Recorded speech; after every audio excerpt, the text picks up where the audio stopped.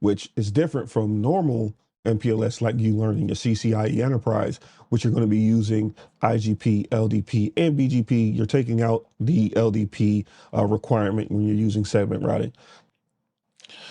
So first thing you need to do, though, is you need to do segment routing in the global configurations. You need to turn it on. You need to turn this on globally with segment routing MPLS.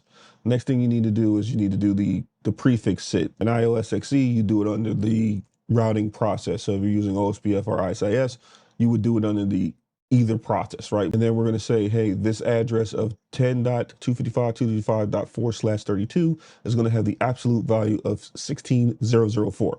So that means in the SR domain, this router is the only one that's going to have that that label, right? And when you look at the trace route, you're always going to see that value as the transport. Now you have to turn it on at the router level too. So you have to go into the router process and use a command called segment routing MPLS. Here's the process.